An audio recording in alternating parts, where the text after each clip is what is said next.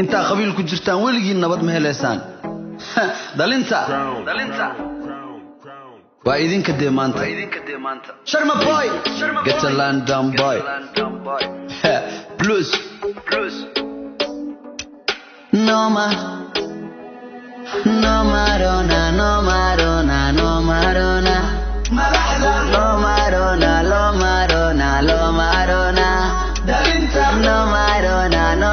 فنان شرمارك عبد الناصر ee loo garan yaqaano Sharma Boy ayaa waxa uu soo qaaday hees la magac baxday Looma Roona ereyada heesta ku jira ayaa waxa ay ku socdaan intooda badan madaxda iyo bulshada waxa heesta ku jira ereyo ah ka quusta qarannimada inta aad qabyaalada ku jirtaan taasi oo uu cadeyn ooga dhigay inaanan qarannimo iyo bulsho midaysan la dhisi karin inta ay qabyaalad meesha ku jirto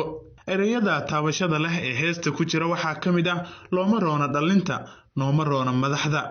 waxaana halkaasi laga garan karaa in dhalinta ay qorsho ahaan ku jirin dalka iyo madaxda oo waxa jirta shaqo la'aan caadi u noqotay dhalinta in ay ayaga sameystaan shaqo abuur mooye hadiiba ay dhacdana in dhalinta qaar shaqo abuur loo sameeyay ama meel laga shaqeeyay waxa inta badan dhacda in dhalinta lagu geeyo qabyaalad iyo wixii la mid ah waxaana halkaasi laga garan karaa inay dhalinta sidoo kaleba soo noqon dad madax ka noqday wadanka inta wadanka uu soo jiray ilaa inta wadanka uu xornimada qaatay dalka maamulayay dad inta badan ka tagay da'da lagu garto qofka inuu dhalinyaro yahay iyo in kale ujeedada heestan oo dadka durbaba ay dhinacyo kala duwan ka eegeen ayaa waxa loo fasiran karaa dhowr ujeedo midda koowaad waxa ujeedada heesta loo fasiran karaa in dhalinta aan loo ogoleyn xukunka oo mar walba dalalka ay xukumaan dad markaasi aanan dhalin ahayn taasi darteedna dhalinta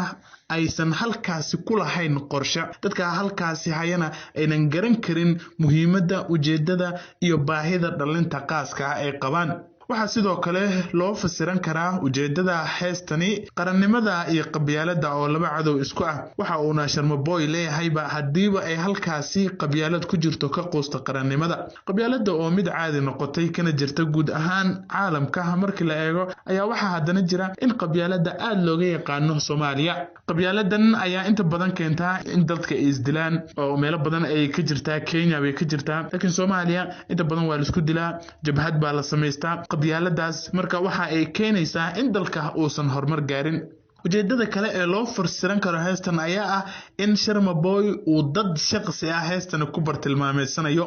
oo meelaha qaar heesta waxa ku jira in uu Sharma Boy hadaladiisa heesta ku jira ama ereyadaba in meelaha qaar Sharma Boy uu hanjabaad oo la kacayo ujeedooyin badan ayaa heesta loo fasiran karaa ujeedooyinkaasi ayaana kamid ah adiguna maxay kula tahay ujeedada heestani maxaa loo fasiran karaa fadlan sababta Sharma Boy uu heestan u qaaday iyo ujeedada hadii aad taqaano ama aad dhageysatay ama waxa ay kula tahay qaybta commentiga inoogu reeb hadii ay tahay markii kuugu horeysay ee channelka aad soo booqatay Maadays halkaas subscribe inoo saar like tana waa inoo dhiirigelin waqti kasta ee nagu taageer oo aad mahadsantihiin taageer inta qabiil ku jirtaan waligiin nabad ma heleysaan dalinta waa idinka deemaanta